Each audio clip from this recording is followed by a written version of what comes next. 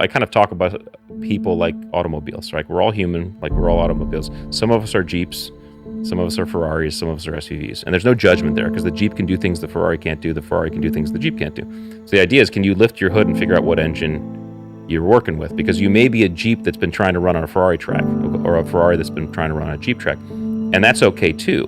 If you're a Jeep that's running on a Ferrari track, if you choose to run on the Ferrari track, that's fine. But you can say, hey, now I know some of those things that I can do and develop so that I can better run as a Jeep on the Ferrari track. It's all about how we show up and using what we have to the maximum capability.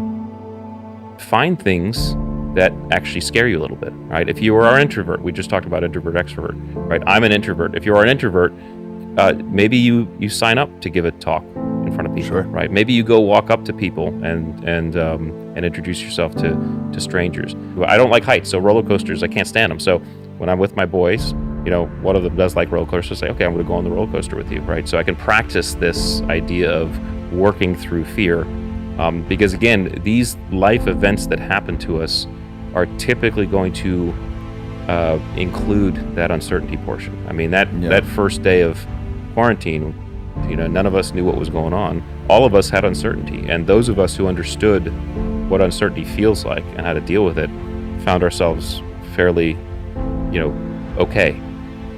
Pick a couple of different attributes that you think have the biggest delta of impact on somebody's life if they start to work on those, and also the greatest ability for us to actually change those different characteristics.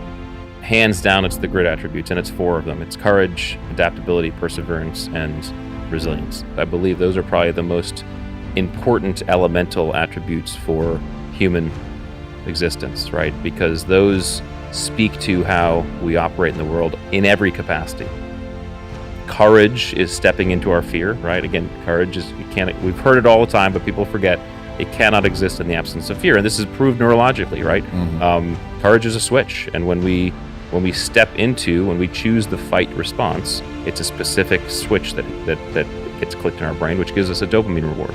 That choice doesn't happen unless fear is present, right? So practicing courage is something that is always going to help. People have to understand this. When we're given that choice, fight or flight, okay? When we choose to fight, which means step into our fear, our brain gives us, our body gives us a dopamine hit. And dopamine, one of the most powerful chemicals on the planet, right, says this is good, keep doing this. It makes us feel good.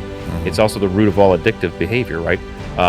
Stepping into our fear feels good. And so this is what we have to do. And I think what you say is absolutely correct. And what the emphasis should be is the feeling afterwards. Because if people pick something small and do it, they're going to feel great, and it's because they're getting hit with dopamine because of it, right? And then they can step and try something else, and then try something else. But could be karaoke. Could be, like again, whatever. It could be speaking in front. It could be starting a conversation. It could be, I don't know, you name it. It could be, listen, if you're afraid of the water, it could be swimming in a swimming pool. If you're afraid of open water, which most people are fine in swimming pools, but it's the open water. It might be just swimming out, into the open water. But again, it could be almost as simple as someone who is and has been out of shape their entire lives, and they really want to get in shape. They don't know how to do it. They say, well, maybe maybe they don't want to go start running or whatever.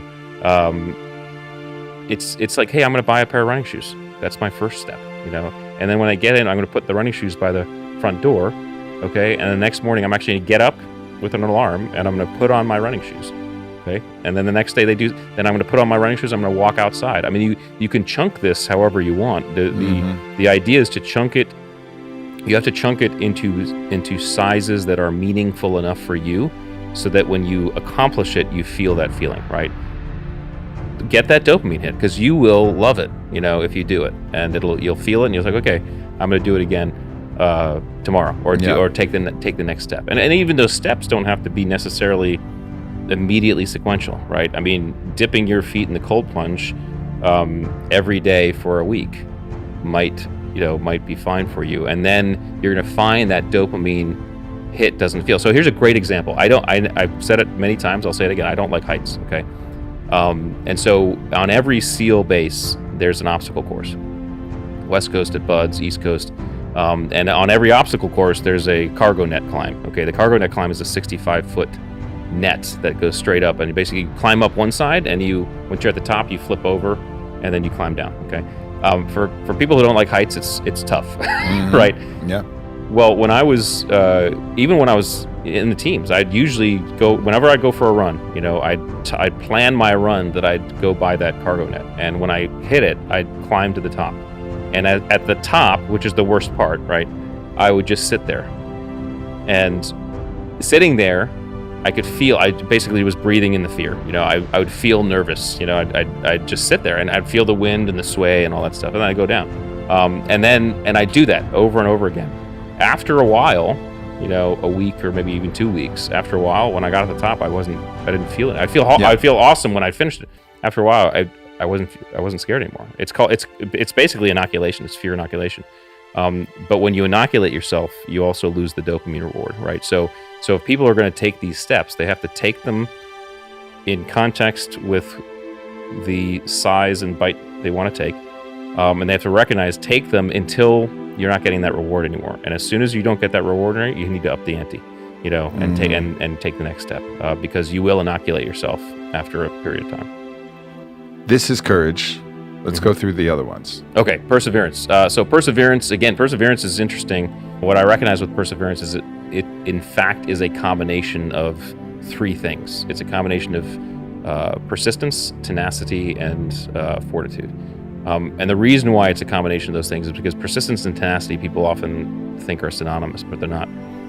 Persistence is I'm going to basically do something over and over again until I get a result. Okay, that's the stonecutter approach, right? The stonecutter taps the stone in the same place, 80 times, 90 times, never sees anything, and on the 100th tap, it breaks, right? That's persistence. Sometimes persistence is required. You have to just have to go head down and do it. Tenacity is I'm going to try something, and if it doesn't work, I'm going to try something else. I'm going to change and try something else. This is the car mechanic, right? The car mechanic will check the belts first. If it's not the belts, then they'll check the fuel injector or whatever, right? You don't want necessarily a persistent mechanic, right? Because the persistent mechanic is going to check the belts and then check the belts again and then check the belts again and check the belt, and you just get a high bill, right? You don't necessarily want a tenacious stonecutter, okay? Because the rock's never going to break, okay?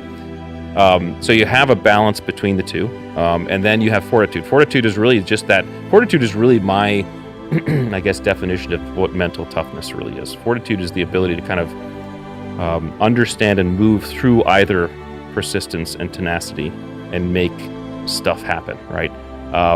So those two are buttressed by fortitude. All that combined is perseverance. Perseverance is the ability to kind of move and step through, continue on. So that's perseverance. And then we get adaptability. Adaptability is everything in this universe changes, okay? Without exception. I don't think they've found anything that doesn't change over time. In our physical world, we have to recognize that the environment is going to change around us outside of our control, and it will be impossible and futile to push against it, right? Sometimes we just have to adapt. This is the dinosaur or the frog, right? If you don't adapt, you go extinct. And so adaptation is something that we all need if we want to have overall total grit. So you have adaptability, and then finally you have resilience. Resilience is absolutely necessary for grit because grit involves the ability to kind of keep doing it. That's true grit, is keep doing it. If you get hit and you're done, right? That's not grit. Grit involves the ability to kind of bounce back as well. And so resilience is that, hey, I get knocked off baseline, can I bounce back to baseline? Either direction, right? Because really what true grit and overall drive requires is that we keep pushing through and not get sidelined by the lows and the challenges, but also not get seduced by the highs, right? Sometimes those small wins, they're great in terms of getting us a little bit more of a biochemical boost, but we can't rest on our laurels. We can't stop there, and so resilience is about the ability to kind of understand that elasticity of the process. And so those four combined add up to overall grit. And again, grit speaks to this kind of ability to move through these acute challenges. That grit is, I think, the most important. If anybody wanted to kind of say, hey, I just want to focus on four, those would be the four to focus on.